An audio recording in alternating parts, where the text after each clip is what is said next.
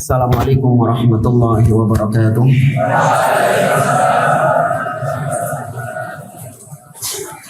Inna nasta'inuhu wa nastaghfiruh wa na'udzu billahi ta'ala min shururi anfusina wa min sayyiati a'malina.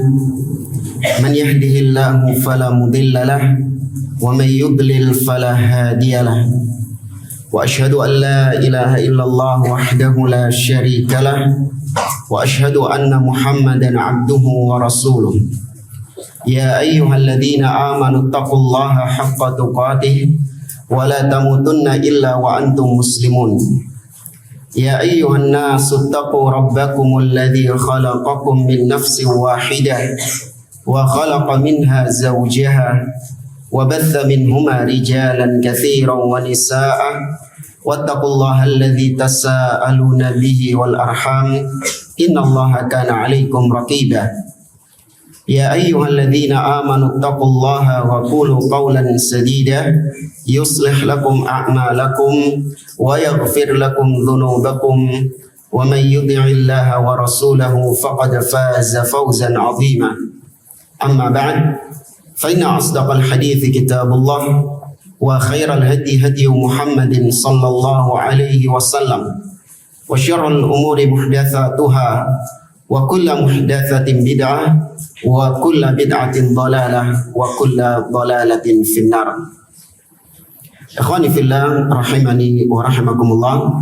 Alhamdulillah, segala puji bagi Allah Subhanahu wa taala yang atas limpahan nikmat dan taufiknya kita dipertemukan kembali oleh Allah di majelis ini untuk melanjutkan pembahasan kitab Al-Ajwibah Al-Mufidah an As'ilatil Manahij Al-Jadidah oleh Al-Allamah Shalih bin Fauzan Al-Fauzan hafizahullah ta'ala.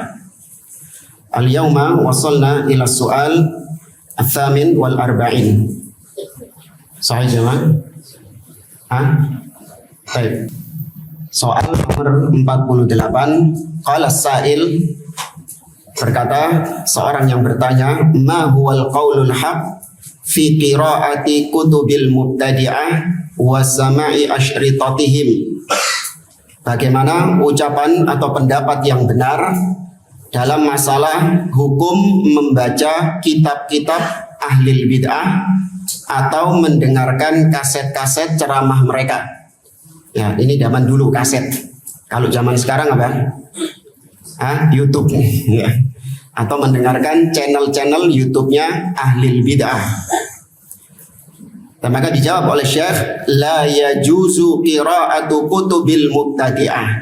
Secara asal hukumnya tidak boleh membaca kitab-kitabnya ahlil bid'ah yang ditulis oleh orang-orang yang punya pemikiran menyimpang, dan punya akidah yang sesat.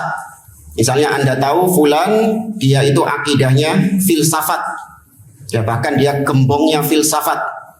Nah maka ketika dia menulis suatu buku, ya kemudian dicetak buku tersebut dijual di toko-toko buku, bahkan bestseller, nggak boleh antum kemudian penasaran untuk membaca buku-bukunya dengan alasan, wah saya kan sudah lulus dari pondok, ya saya kan sudah punya ilmu. Ya saya kan sudah punya pemahaman akidah yang kuat. Ya maka nggak ada pengaruh. Apalagi ini penulisnya ini orang yang ya tergolong orang yang jahil, orang yang bodoh. Jangan. Harus suudzon kepada diri sendiri. Ya katakan kepada diri sendiri bahwa kita ini masih jahil. Ya banyak yang belum kita ketahui. Akidah kita itu lemah, sedangkan syubhat itu sangat kuat. Ya maka nggak boleh secara asal membaca kitab-kitab mereka wala sama asyritatihim, dan tidak boleh juga mendengarkan ceramah-ceramah mereka. Ya baik dari YouTube ataupun malah langsung datang ke kajian mereka karena penasaran, auzubillah. Illa liman yuridu an yarudda alaihim wa yubayyina dhalalahum. Kecuali bagi yang ingin untuk membantah mereka atau untuk yang membuktikan kesesatan mereka, menjelaskan kesesatan mereka. Nah ini nanti akan dijelaskan bagi orang-orang yang memang memiliki ilmu, ya para ulama, ya mereka membaca kitab-kitabnya ahlul bid'ah. Karena ahlus sunnah itu dididik untuk senantiasa mendatangkan bukti dalam membantah. Ketika kita mengatakan bahwa fulan dia itu menyimpang dalam masalah ini, maka dibawakan buktinya.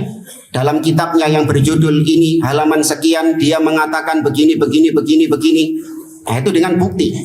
Ya, dengan burhan, bukan dengan katanya-katanya. Nah, itu bukan sifat ahlus sunnah dalam membantah. Ya, bukan jarini, bukan, tapi harus dengan bukti, baik dari ucapannya di ceramah-ceramahnya, ya di kaset-kasetnya, atau di rekaman kajiannya, atau di tulisan-tulisannya. Ya, kalau sekarang bukan cuma buku saja, mungkin di medsosnya, ya dia bikin status apa. Ya, ini boleh bagi seorang yang memiliki ilmu untuk membacanya atau mendengarkan kajian-kajiannya. Amal insan al-mubtadi, amal insanul mubtadi wa talibul ilm awil ami awil ladzi la yaqra illa li ajlil ittila'i faqat la li ajlir raddi wa bayani haliha fa hadza la yajuzu lahu qira'atuha.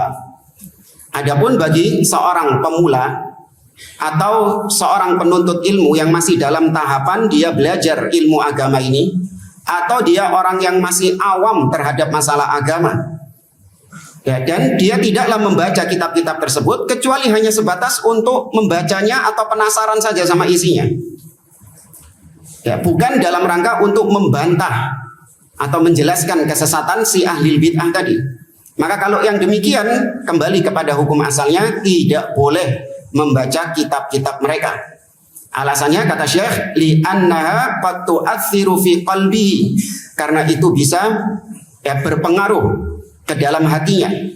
Ya, ketika dia membaca sesuatu, maka enggak dia sadari syubhat itu masuk ke dalam dirinya. Ya, wa tusyabbihu alaihi fayusabu bisyarriha, atau bisa saja dia tersambar dengan syubhat-syubhat yang ada di dalam kitab tersebut, sehingga dia terkena keburukan, kejelekan dari ahli bid'ah tadi. Ya, di sini ada footnote yang perlu untuk kita baca. Kata beliau, wa qad tawataratil atharu 'anis salafi fit tahdhiri min ahli al-ahwa wal bid'ah. Telah banyak sekali riwayat-riwayat dari para salaf dalam mentahdzir, memperingatkan umat dari ahli bid'ah. Fahadihi ba'dul athar nasuquha laka akhi talibil haq. Kata beliau, inilah sebagian dari riwayat-riwayat para salaf yang kita sampaikan kepadamu, wahai para pembaca sekalian atau orang yang mencari kebenaran. Yang pertama, qala Abu Qilabah, berkata Abu Qilabah, la tujalisuhum ahlal bid'ah wa la tukhalituhum fa inni la amanu an yaghmisukum fi dhalalatihim aw yulabbisu alaikum katsiran mimma ta'rifun. Ya, kata Abu Qilabah rahimahullah, jangan kalian bermajlis dengan mereka, yaitu ahli bid'ah. Ya, tidak boleh duduk di sini dalam rangka untuk menuntut ilmu. Ya, jangan gagal paham. Ada orang-orang yang gagal paham, nggak boleh duduk sama ahli bid'ah. Akhirnya mau naik pesawat, minta manifest pesawatnya dulu. Ini siapa saja nanti yang di kursi pesawat ini? Oh, ini ternyata fulan ini ahli bid'ah, saya mau ganti kursi. Nah, ini lebay. Ya, bukan yang duduk ya hanya dalam rangka duniawi, bukan, tapi duduk dalam rangka untuk menimba ilmu dari ahli bid'ah. Ya, dan juga jangan bergabung dengan mereka. Ya, entah mungkin satu organisasi ya atau satu yayasan, intinya masuk ke sarangnya ahli bid'ah. Karena kata beliau, aku tidak menjamin kalian selamat dari kesesatan mereka. Ya, atau aku khawatir mereka akan menenggelamkan kalian ke dalam kesesatan mereka, atau mereka mencampur adukan antara yang hak dengan yang batil. Ya, di mana yang hak ini telah kalian ketahui kebenarannya. Jamaah rahimani wa rahimakumullah. Kenapa ahli bid'ah, kenapa para salaf melarang kita untuk bermajelis, duduk, ya bahkan berteman, berkawan, bersahabat dengan ahli bid'ah? Karena namanya manusia, ketika dia ini mendapatkan kebaikan-kebaikan, sisi-sisi kebaikan dari ahli bid'ah, lama-kelamaan dia akan timbul kecintaan kepada ahli bid'ah tersebut. Ya, ketika dia kumpulnya sama ahli bid'ah, maka dia akan merasa atau dia akan tumbuh rasa cinta kepada ahli bid'ah tersebut. Ketika ahli bid'ah ini mengucapkan ucapan yang batil, maka dia summum bukmun umyun, diam. Bahkan ketika ada yang membantah si ahli bid'ah ini, maka kalau sudah kadung cinta akan dibela mati-matian, dan betapa banyak yang demikian. Ya, ada istilah bahasa Jawa, witing tresno jalaran soko kulino. Ya, cinta itu tumbuh karena terbiasa. Ya, lama-kelamaan karena sudah saking seringnya kumpul sama ahli bid'ah, maka ucapan-ucapan yang sesat dari mereka dianggap hal yang biasa. Bahkan lama-kelamaan akan dianggap sebagai ucapan yang hak. Ya, naudzubillah. Kemudian waqala Ibrahim An-Nakhai, berkata Ibrahim An-Nakhai, la tujalisu ashabal bid'ah, jangan kalian duduk bersama ahli bid'ah, wala tukallimuhum, dan jangan kalian berbicara kepada mereka, fa inni akhafu an tartadda qulubukum, karena aku khawatir hati kalian bisa murtad. Ya, karena bid'ah itu kata para ulama baridul kufri. Ya, bid'ah itu adalah jembatan menuju kekufuran.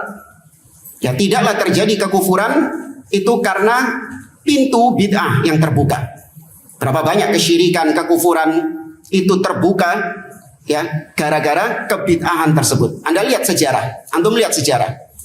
Bagaimana dahulu ketika kesyirikan pertama kali terjadi di muka bumi ini di zaman Nabi siapa? Nabi Nuh alaihi salam. Ya, penyebabnya adalah karena bid'ah yang mereka lakukan, yaitu bid'ah al-ghulu fis shalihin, berlebih-lebihan kepada orang soleh, ekstrim kepada orang-orang soleh. Ini bid'ah. Dari situlah kemudian terjadi kesyirikan.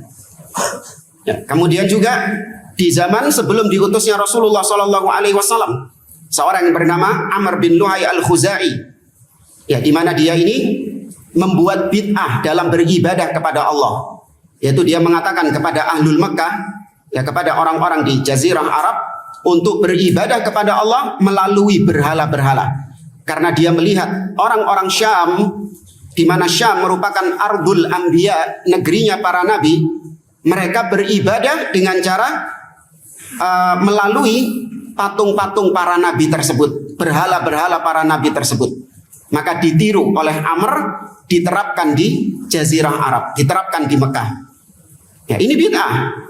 Nggak pernah diajarkan oleh para nabi dan rasul beribadah kepada Allah melalui perantara. Maka dari situlah akhirnya terjadi kesyirikan di tempat yang paling suci, yaitu Ka'bah. Ya, pintunya dari mana? Dari kebid'ahan. Ya, maka nggak heran kalau di sini Ibrahim An-Nakhai mengatakan bahwasanya aku khawatir kalian bisa murtad, bisa keluar dari Islam gara-gara kebid'ahan, gara-gara kalian duduknya menimba ilmunya sama ahli bid'ah. Ya, orang belajar filsafat, belajar ilmu kalam, ya, lama-kelamaan akan melontarkan ucapan-ucapan yang kufur. Ya, bahkan pernah viral berapa tahun yang lalu itu di salah satu universitas negeri di negeri kita, ya, dipasang spanduk besar, Tuhan membusuk. Ya, itu yang bikin mahasiswa-mahasiswa yang katanya Islam, belajar agama Islam gang berapa kayak gitu. Ya, ada lagi sebuah tempat di sana ditulis, ya, area bebas Tuhan. Nah, ini akibatnya kalau belajar ilmu filsafat. Ya, seorang bisa kufur kepada Allah Subhanahu wa taala. Kemudian waqala Abu Kilabah, berkata Abu Kilabah, ya Ayyub As-Sakhtiyani, wahai Ayyub As-Sakhtiyani, la tumakin ashabal ahwa min sam'ika.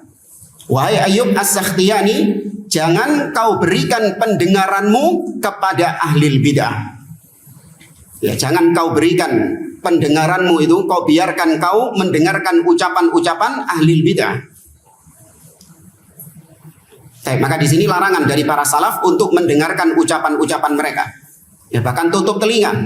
Ahli bid'ah berbicara, tutup telinga. Nah, kalau Anda mungkin lagi ya scroll YouTube, ya, kalau melewati ya ada videonya ahli bid'ah, langsung scroll sudah, nggak usah penasaran.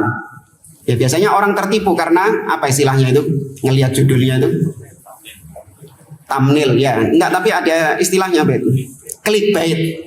Ya, clickbait karena penasaran dengan judulnya maka diklik. Ya, dilihat. Ya, maka jangan kalau sudah tahu itu isinya adalah ya, gambarnya di situ mukanya ahlil bid'ah, langsung sudah lewati. Ya, jangan berikan pendengaranmu kepada ahlil bid'ah. Wa qala al-Fudail ibnu Iyad, berkata al-Fudail bin Iyad rahimahullah, idza ra'aita mubtadi'an fi tariqin fakhudh fi tariqin akhar. Kalau kau melihat ahlil bid'ah berjalan di satu jalan, maka kau ambil jalan yang lain. Nah, ini terutama tokoh-tokohnya. Nah, kalau orang-orang awamnya nggak keluar rumah antumnya. Ya, ini terutama tokoh-tokohnya ditekankan kepada orang-orang yang dai-dai yang menyeru kepada bid'ah. Ya, kalau Anda melihat ada ahli bid'ah di satu jalan, Anda ambil jalan yang lain. Artinya nggak mau berjumpa dengan mereka. Ya, jangankan berbicara dengan mereka, bertemu, berpapasan dengan mereka saja ahlu sunnah nggak mau. Ya, demi apa? Demi untuk menjaga akidah. Bukan saya cuma lewat tok Ustadz, saya nggak berbicara kepada dia, saya nggak mendengarkan ucapan dia. Bahkan ketika kau melihatnya saja, terkadang syaitan akan menghiasi. Oh, lihat fulan itu, wajahnya bercahaya, ya, putih gitu, bersahaja. Apalagi kalau dimesemi sama ahli bid'ahnya, wah ternyata ramah ya. Ternyata dia itu akhlaknya bagus ya. Ya. Terus kemudian apalagi kalau parfumnya harum gitu, wah ternyata baunya harum, bau surga. Ya, syaitan akan menghiasi. Ya, ini ahli bid'ahnya belum ngomong ini. Ya, belum ngomongin ahli bid'ahnya. Masih lewat tok, syaitan sudah membisikkan kepada kita untuk ada kecintaan. Hati kita diberikan kecintaan kepada si ahli bid'ah tadi. Ya, makanya sekali lagi, jangankan mendengarkan ucapan mereka, kalau bisa bertemu dengan mereka saja ahlu sunnah nggak mau. Ya, ini sekali lagi demi untuk menjaga ad-din, menjaga akidah, menjauhkan diri dari asyubuhat, ya, dari syubhat mereka. Wasu'ila Abu Zur'ah anil Harith bin Asad al-Muhasibi wa kutubihi. Ya, Al-Imam Abu Zur'ah pernah ditanya tentang seorang yang bernama Al-Harith al-Muhasibi dan kitab-kitabnya. Al-Harith al-Muhasibi ini sebenarnya adalah seorang yang banyak mendapatkan pujian dari para ulama. Dia termasuk di antara orang yang zuhud di dalam agama. Namun dia ditahdzir oleh Imam Ahmad karena dia terjerumus ke dalam ilmu kalam. Ya, dia terjerumus ke dalam ilmu kalam. Faqala lisail, maka dia mengatakan kepada yang bertanya, iyyaka wa hadhil kutub. Hati-hati engkau dengan kitab-kitab ini, yaitu kitab-kitabnya Al-Harith al-Muhasibi. Bahkan kalau nggak salah pernah kita lewati. Ana lupa. Al-Harith al-Muhasibi atau Husain al-Karabisi yang disebut sebagai buhurul ilm, lautannya ilmu. Ya, tapi bersamaan dengan itu mereka terjatuh ke dalam ilmu kalam. Maka di sini Abu Zur'ah memperingatkan, hati-hati kalian dengan kitab-kitab ini, yaitu kitab-kitabnya Al-Harith al-Muhasibi. Hadhihi kutubu bid'ain wa dhalalat. Ini adalah kitab-kitabnya bid'ah, ahlil bid'ah dan kesesatan-kesesatan. Alaika bil athar. Cukup bagimu untuk berpegang dengan athar, yaitu riwayat-riwayat yang datang dari para salaf. Qila lahu, dikatakan lagi kepada Abu Zur'ah, fi hadhil kutub ibrah. Ini ngeyel. Tapi kan di kitab-kitab ini ada banyak kebaikan-kebaikan. Ya, sama seperti sebagian orang ketika kita peringatkan, hati-hati. Ya, jangan kau mendengarkan Ustadz Fulan, jangan kau hadir di kajiannya Ustadz Fulan, ya, jangan kau menonton ceramah-ceramahnya Ustadz Fulan. Ya, dia ngeles dengan mengatakan, oh iya tapi kan banyak kebaikan-kebaikan yang ada di dalamnya. Ya, masa gara-gara beberapa kesalahan kita menolak semua ilmu-ilmunya? Ya, makanya sebelumnya ini sudah disebutkan tentang kekeliruan seseorang itu bisa menyebabkan seseorang keluar dari ahlus sunnah. Ya, meskipun satu saja dia jatuh dalam sebuah kekeliruan yang itu merupakan penyimpangan dalam masalah usul, maka itu menyebabkan dia keluar dari ahlus sunnah dan kita tidak lagi mengambil semua yang datang darinya. Ya, maka jangan pakai metode apa? Apa? Yang timbangan itu disebut dengan manhaj apa? Muwazanah. Ya, menimbang-nimbang, oh kan kesalahannya cuma satu, kebaikannya kan banyak, jasanya kan banyak. Iya, satu ini tapi berat. Ya, satu ini berat. Ya, kalau kesalahan-kesalahan yang bisa ditolerir. Ya, kesalahan-kesalahan yang bukan dalam perkara-perkara yang merupakan prinsip di dalam agama, yang bukan merupakan usul akidah ahli sunnah. Tapi kalau satu ini merupakan kekeliruan, penyimpangan dalam usul akidah ahli sunnah, maka meskipun banyak kebaikan-kebaikannya, kita tidak akan mengambil satupun ilmu darinya. Nah, ini prinsip kita. Ya. Adapun kebaikan-kebaikannya, maka itu urusannya dia dengan Allah Subhanahu wa taala. Ya. Adapun urusannya dengan kita melihat orang tersebut dari sisi kelurusan akidahnya, keistiqomahan dia di atas prinsip-prinsip akidah salaf.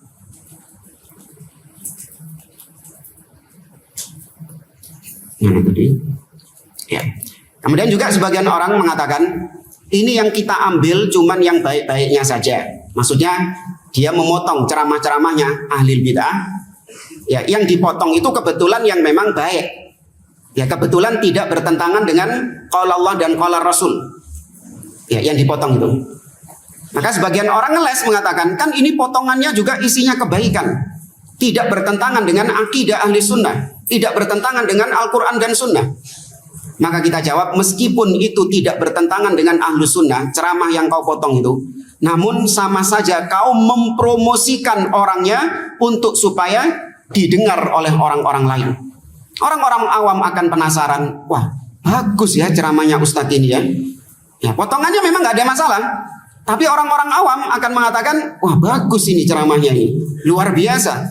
Ustadz siapa ini namanya? Ustadz Fulan. Dicari sama dia di YouTube. Ya, yang dicari sama dia adalah kajian fullnya. Nah, di situ syubhat-syubhatnya. Maka secara tidak langsung dia sedang mempromosikan ahli bid'ah. Ya, meskipun sekali lagi yang dipotong tadi memang tidak bertentangan dengan akidah ahli sunnah. Yang dipotong hanya masalah-masalah akhlak. Yang dipotong adalah masalah-masalah yang umum, masalah rumah tangga. Ya, memang nggak masalah. Ya, tapi itu menjadikan orang-orang awam tertipu. Sehingga mereka penasaran kemudian mencari. Bahkan sampai ngefan sama ustadz tersebut. Ya, ini juga gara-gara orang yang nge-share tadi. Makanya hati-hati, jangan sembarangan nge-share. Ya, potongan-potongan video, potongan-potongan ceramah. Dipastikan dulu siapa yang ngomong. Kemudian dipastikan apa ucapannya dia. Jangan cuma dilihat isinya. Lihat siapa yang ngomong ini. Ya, apakah dia ini orang yang di atas sunnah atau bukan? Ya. Kalau nggak tahu ya sudah tahan, jangan di-share. Saya nggak tahu Ustadz ini di atas sunnah atau di atas bid'ah, saya nggak tahu. Ya sudah tahan. Ya kok kayak kejar setoran gitu orang-orang itu. Pokoknya harus nge-share. Kalau nggak ada yang di-share, itu kayaknya hidup ini terasa hampa. Ya, hari-hari itu penuh dengan kehampaan gitu. Naudzubillah. Ya, ada orang-orang yang memang medsosnya itu kejar setoran, harus nge-share setiap hari. Kata orang ini, fi hadhil kutub ibrah. Di dalam kitab-kitabnya Al-Harith Al-Muhasibi itu banyak ibrah, banyak kebaikannya. Faqala man lam yakun lahu fi kitabillahi ibrah falaysa lahu fi hadhihi ibrah.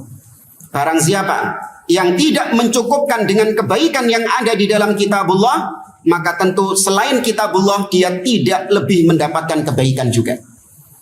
Ya, maka apa yang ada di dalam kitabullah ya sudah itu cukup. Kalau bertentangan dengan apa yang ada di dalam kitabullah, maka itu bukan kebaikan. Ya, maka kitab-kitabnya ahli bid'ah itu bertentangan dengan kitabullah. Maka berarti tidak ada kebaikan di dalamnya, meskipun ada poin-poin yang sesuai, yang cocok. Wa qala al-imam, kemudian dilanjutkan di sini, tsumma qala ma asra'an nas ilal bid'ah. Betapa cepatnya manusia itu menuju kebid'ahan. Wa qala al-imam Ahmad fi haqqil muhasibi kalaman anifan lamma su'ila anhu famimma qalahu lis-sa'il la taghtar bi tanqisi ra'sihi. Nah, ini yang tadi kita sampaikan. Imam Ahmad mengatakan jangan kau tertipu dengan kepalanya yang selalu tertunduk. Wah, kayaknya ghaddul basar nih. Nah, itu antum kalau lewat papasan sama ya ustadz ahli bid'ah itu, wah dia seakan-akan orang yang ya ghaddul basar. Nah, dari situ itu sudah muncul apa? Kecintaan. Wah, masya Allah ya, dia menundukkan pandangan, ya, matanya dijaga dari hal-hal yang haram. Ya. Kalaupun memang betul dia menjaga dari hal-hal yang haram, itu kebaikan. Tapi apa manfaatnya kalau dia punya akidah yang menyimpang?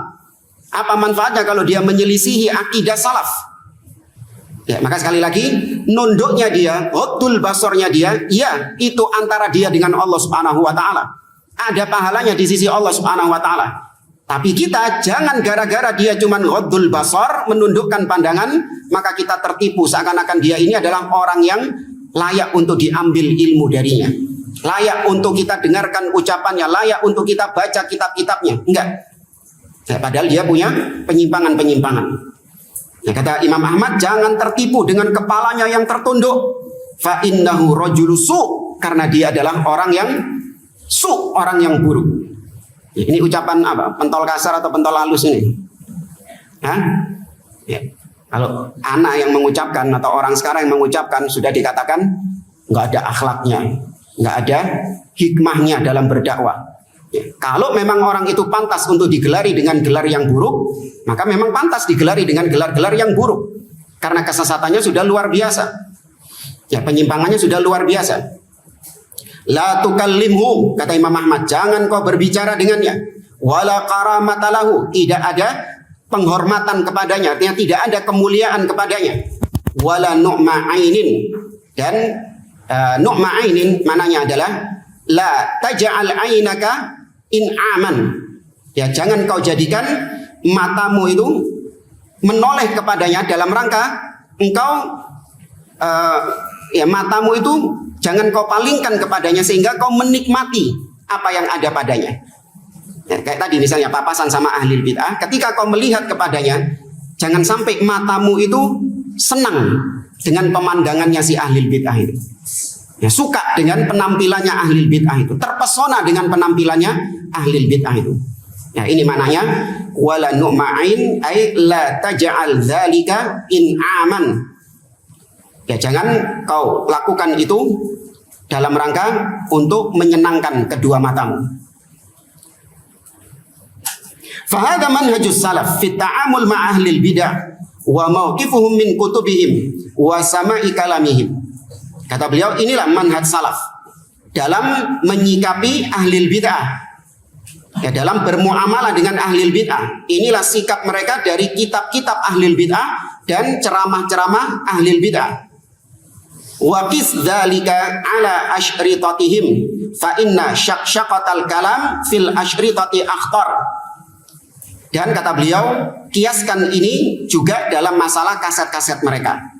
Kiaskan juga dalam masalah YouTube mereka. Ya, atau kiaskan juga dalam medsos mereka.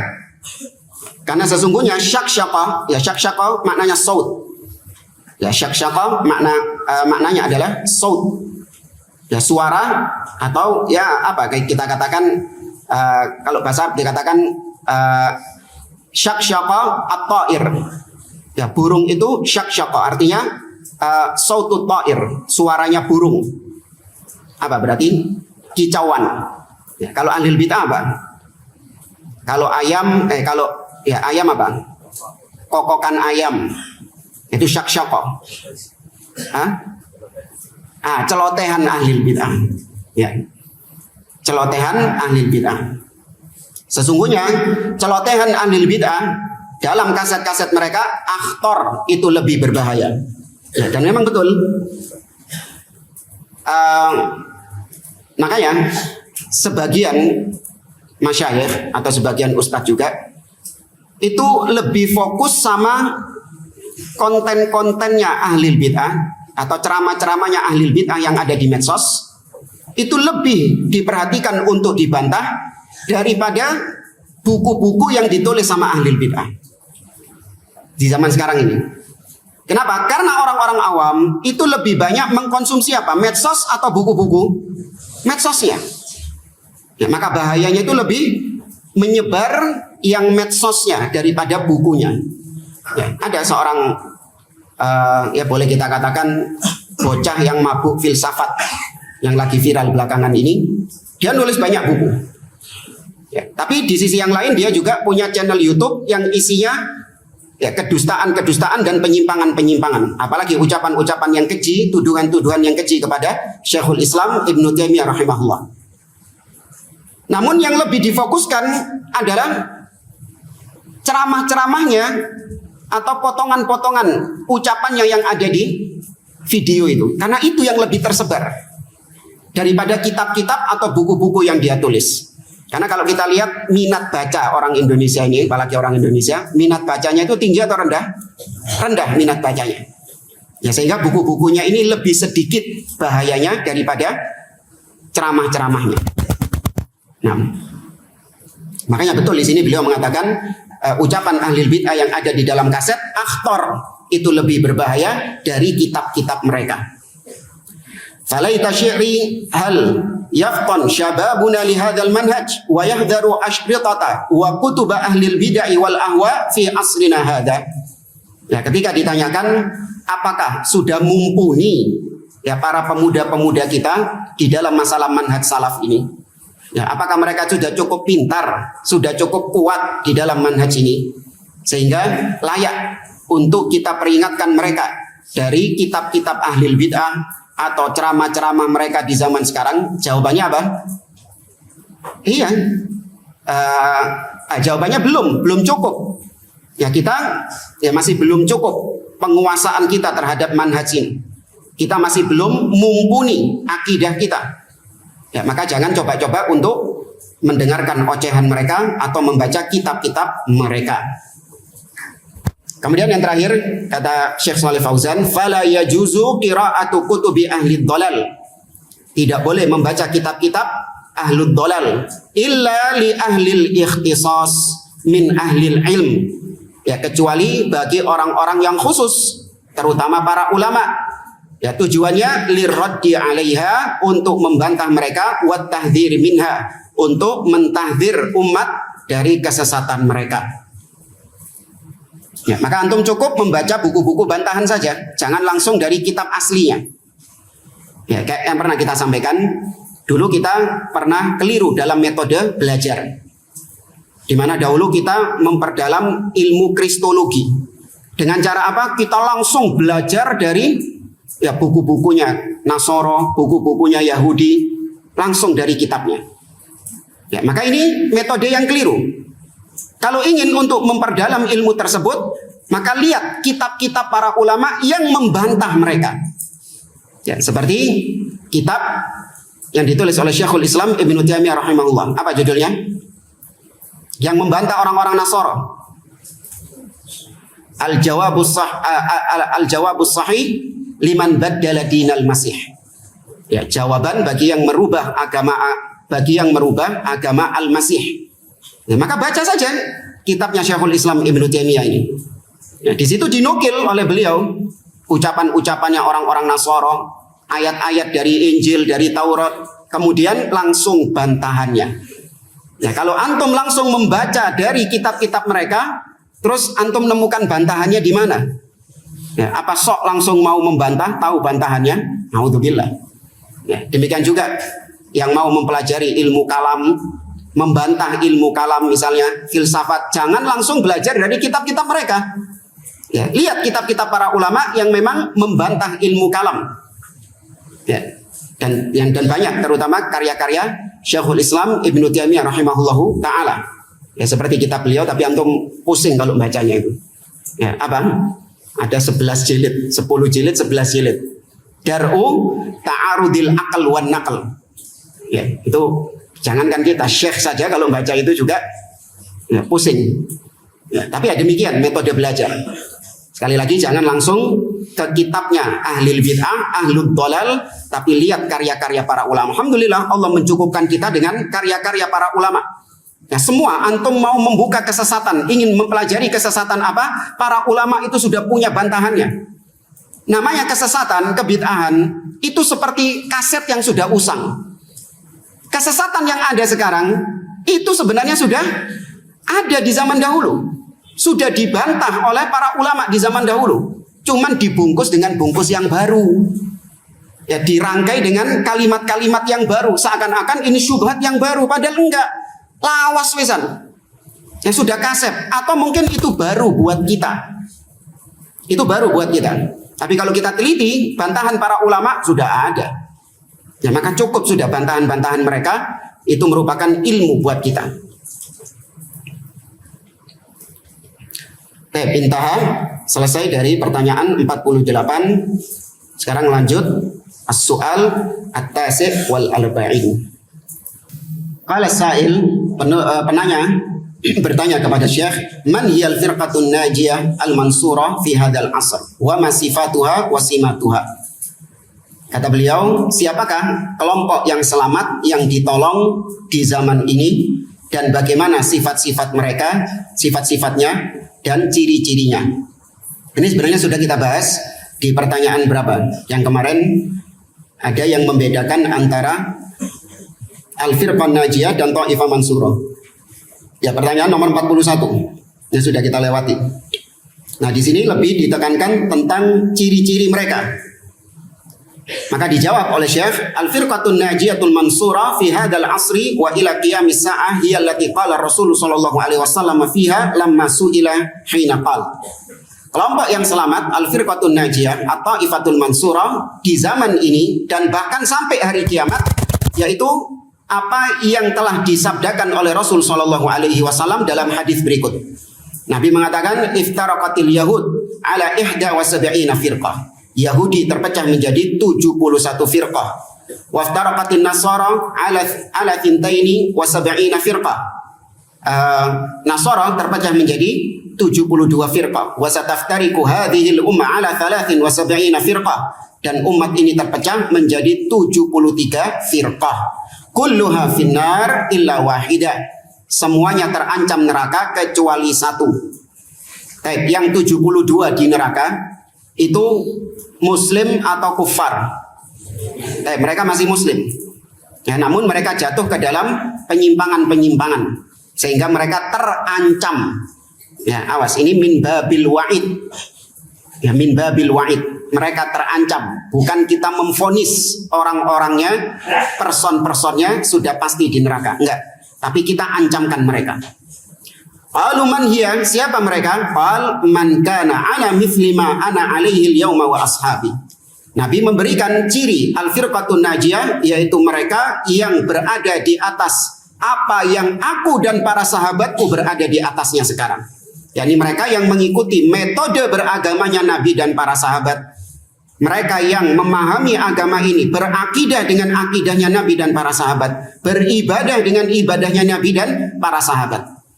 Ya, ini ciri al-firqatu an-najiyah. Allah Subhanahu wa taala berfirman dalam surat At-Taubah ayat yang ke-100, "Was-sabiquna al-awwalun minal muhajirin wal ansar walladzina tabauhum bi ihsan." Dan orang-orang yang terdahulu, yang awal-awal kali masuk Islam, baik dari kalangan muhajirin dan dari kalangan ansar, yakni para sahabat. Kemudian Allah mengatakan walladzina tabauhum bi ihsan, dan yang mengikuti mereka dengan ihsan, ai bi itqan. Ya, bi ihsan ai bi itqan, dengan teliti. Jadi bukan cuma jargon saja, kita mengikuti para sahabat, kita mengikuti para salaf. Bahkan ahli bid'ah mengatakan yang lucu itu, takwil, tafwid itu adalah mengikuti metodenya para salaf. Ya, para salaf itu dalam masalah asma wa sifat, dalam masalah sifat Allah, itu metodenya kalau enggak mentakwil maka mentafwid. Ya, maka kita jawab, iya betul, itu metodenya salaf. Salaf secara bahasa artinya apa? Pendahulu. Ya, ternyata yang dimaksud mereka, kalau kita teliti dalam sejarah, orang pendahulu kita yang melakukan takwil atau tafwid terhadap sifat-sifat Allah, siapa pencetusnya? Jaham bin Safwan. Ya, itu maksudnya salaf mereka. Paham ya? Jadi kalau dikatakan salaf, ya, oh iya, salaf itu metodenya takwil sama tafwid. Salafmu itu maksudnya siapa? Jaham bin Safwan. Iya. Tapi kalau para sahabat nggak ono mentakwil atau mentafwid. Ya, mereka isbat, menetapkan sifat-sifat Allah Subhanahu wa taala. Ya, para salaf itu menetapkan tanpa menyerupakan dan tanpa menolak sifat-sifat Allah Subhanahu wa taala, tanpa mempertanyakan bagaimana. Ya, sebagaimana ucapan Imam Malik yang dijadikan mizan, dijadikan timbangan dalam kaidah asma wa sifat. Ini ucapan Imam Malik yang harus dihafal. Ya, tapi bukan cuma istiwa saja. Ini jadi mizan dalam semua sifat-sifat Allah. Al-istiwa'u ma'lum.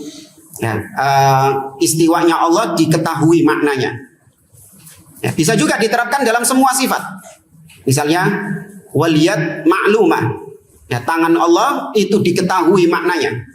Tapi wal kaif majhul. Bagaimananya itu yang tidak diketahui. Wal imanu bihi wajib. Mengimani sifat Allah sebagaimana yang Allah firmankan dan sebagaimana yang Nabi sabdakan, itu hukumnya wajib ditetapkan maknanya. Was-su'alu anhu bid'ah. Bertanya tentang bagaimananya sifat Allah itu adalah bid'ah. Ya, jadi ada sebagian ikhwan yang gagal paham. Bertanya tentang sifat Allah itu bid'ah. Jadi ketika dia nggak paham tentang penjelasan sifat Allah, dia nggak mau bertanya karena takut dengan ucapan ini. Ya tanyakan saja. Ya, misalnya ada yang bertanya, Ustadz, kan di dalam Al-Quran Allah Subhanahu wa taala terkadang menyebutkan yad, ya tangan Allah Subhanahu wa taala itu dengan satu, ya dengan bentuk mufrad. Ya, tapi juga terkadang dalam bentuk jamak.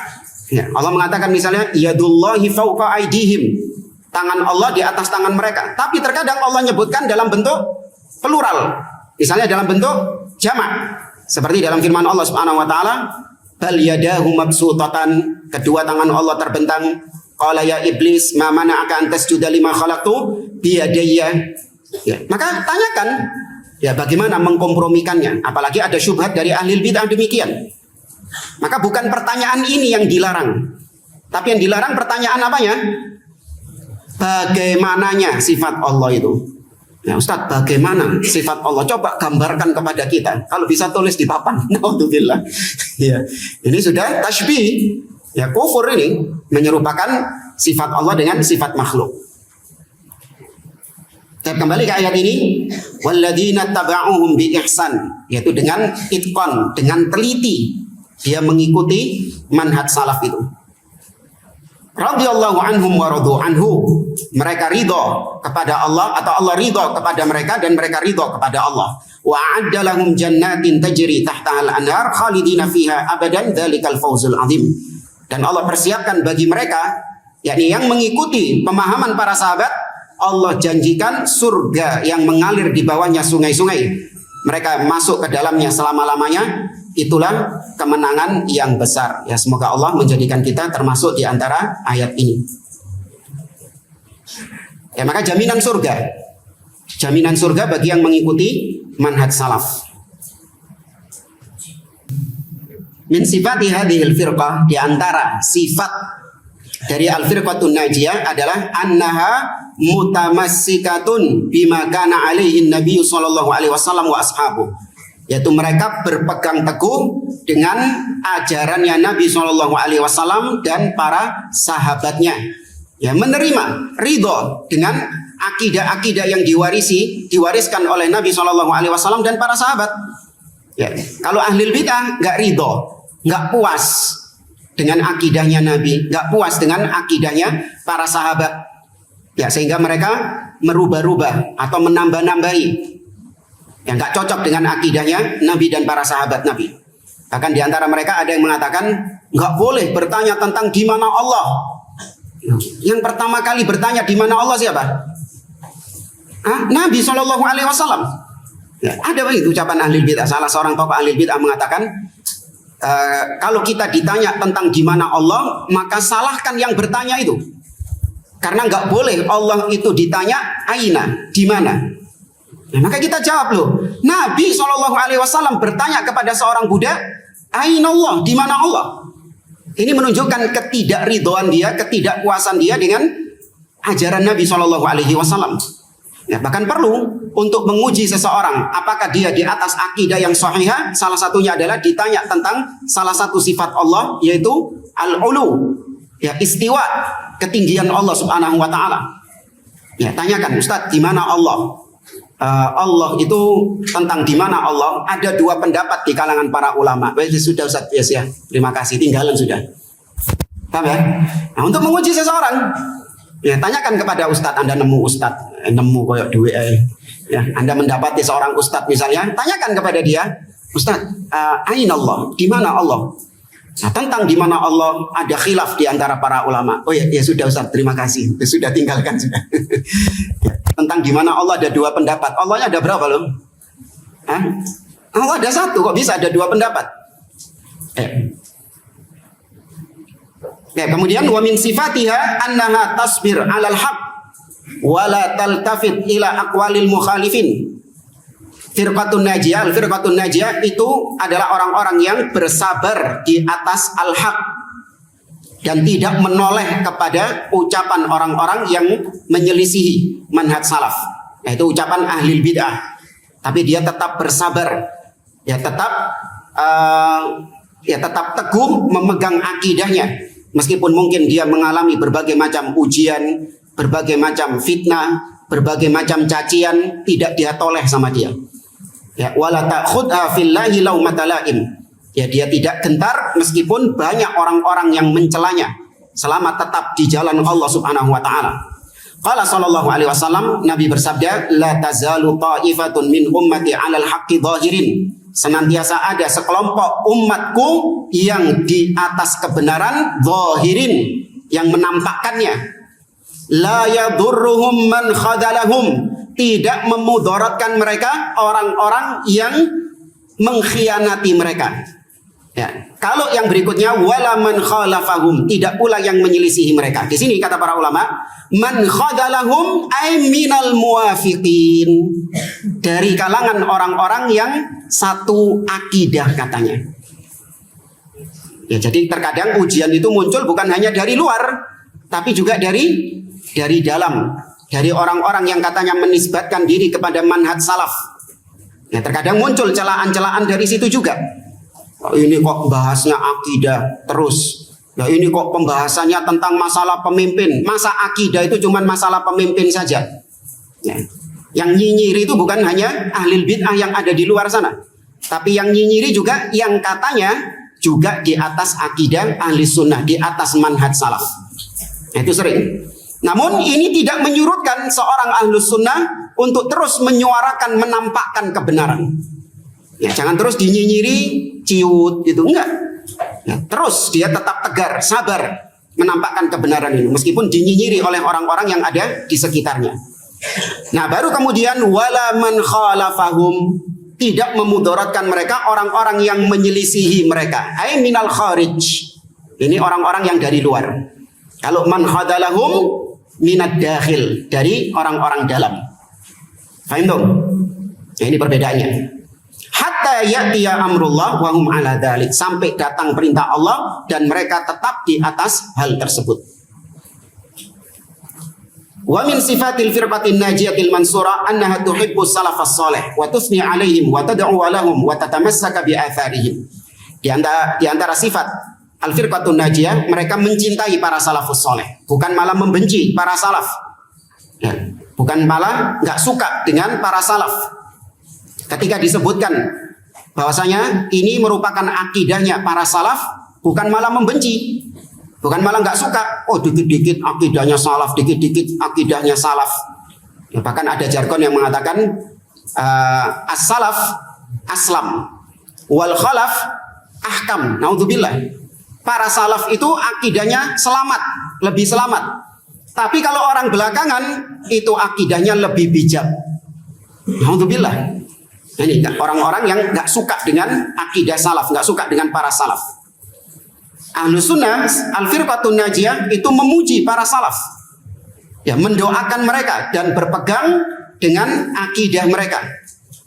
Wa min sifatihim adamu tanaqqusihim li ahadin minas salaf, sawaun as-sahaba au man ba'dahum. Di antara ciri firqatun najiyah yaitu tidak mencela seorang pun dari para salaf, apalagi para sahabat Nabi SAW.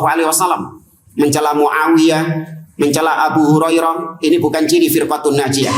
Ya, seperti yang diucapkan oleh Sayyid Qutb yang mencela Utsman bin Affan, yang mencela Muawiyah bin Abi Sufyan yang katanya menggunakan kemunafikan ketika bersitegang dengan Ali bin Abi Thalib. Naudzubillah. Atau sebagian orang-orang sekarang mencela Abu Hurairah radhiyallahu taala anhu, yang mengatakan Abu Hurairah itu adalah seorang pendusta. Karena bagaimana mungkin dia ini cuma 3 tahun bersama Nabi, namun bisa meriwayatkan hadis yang segitu banyak. Maka kebanyakannya itu dusta katanya. Naudzubillah. Ini bukan ciri al-firqatun najiyah. Ya, baik dari kalangan sahabat atau dari kalangan setelah mereka, yaitu para at-tabi'in. Oke, Kamil.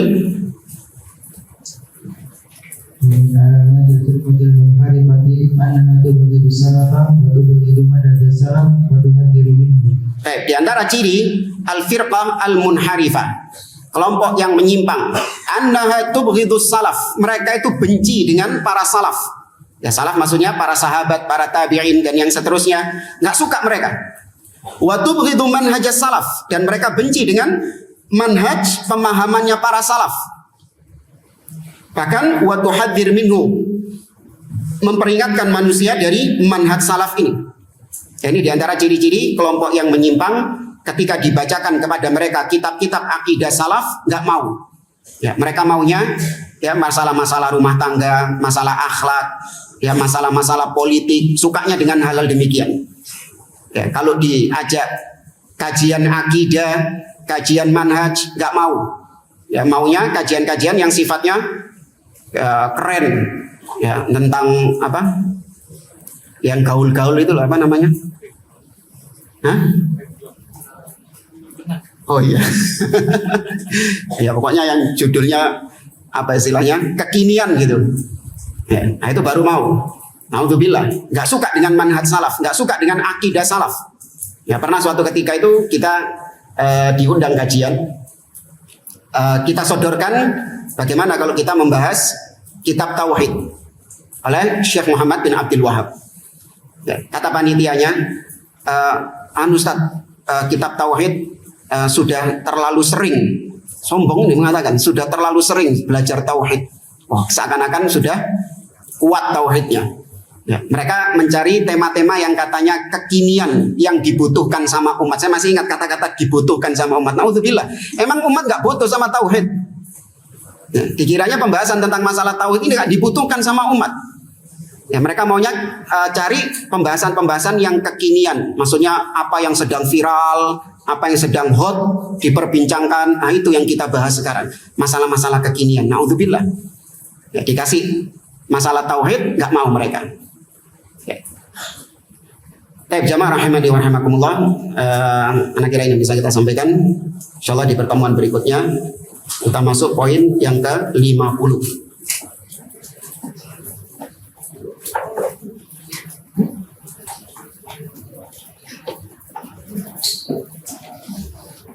Pada pertanyaan, apa perbedaan ekstrim kanan dan ekstrim kiri? Ya, bukan rating kanan, rating kiri ya. Ini cuma istilah saja. Ini cuma istilah saja, ekstrim kanan, ekstrim kiri ini. Bisa dibalik-balik juga. Itu untuk menggambarkan al-ghulu wal jafa atau at-tafrid wal ifrat. Ya, itu membahasakannya dengan ekstrim kanan dan ekstrim kiri. Mau ekstrim kanan yang hulu, ekstrim kiri yang Java, terserah. Ya, ini hanya istilah saja. Ya, disebutkan oleh Al-Imam Ibnu Qayyim Al-Jauziyah, ma amarallahu bi amrin illa walisyaitan fihi nazghatan. Tidaklah Allah memerintahkan suatu perintah kecuali syaitan di dalam perintah Allah tersebut memiliki 2 cara, 2 metode untuk menjerumuskan manusia ke salah satu dari 2 itu. Yang pertama, imma ila tafrid. Ya, yang pertama yaitu menjerumuskan manusia ke dalam tafrid, meremehkan. Awit taksir. Ya, supaya manusia meninggalkan perintah Allah tersebut. Wa imma ilal mujawazah wal hulu, atau kalau enggak manusia dibikin hulu, berlebih-lebihan. Ya, wala yubali syaitan bi ayyihima dhafar, dan setan iblis tidak peduli mana di antara 2 senjata ini yang berhasil kena kepada hamba tersebut. Ya, maka dua-duanya ini wajib untuk diwaspadai. Ya, ekstrim kanan, ekstrim kiri hanya istilah saja ya.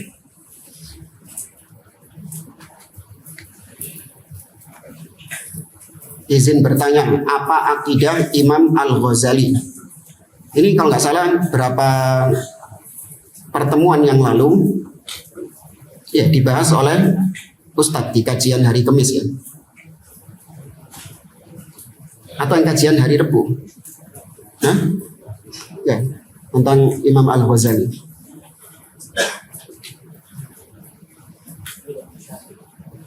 Akidah Imam Syafi'i. Ya di ya ketika menyebutkan di akhir pembahasan nama-nama ulama-ulama madhab Syafi'i. Ya betul ya. Ya beliau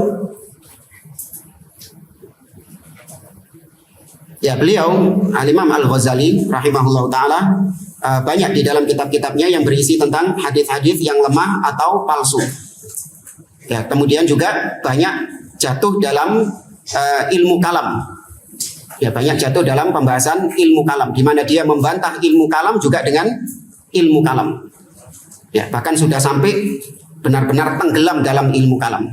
Namun di akhir hidupnya beliau menyesali itu semua dan mati dalam kondisi kitab Sahih Bukhari ada di tangan beliau. Ya, rahimahullahu ta'ala. Ustadz izin bertanya, bagaimana kita bisa tahu jika dia ahlul bid'ah? Ya, apa caranya antum?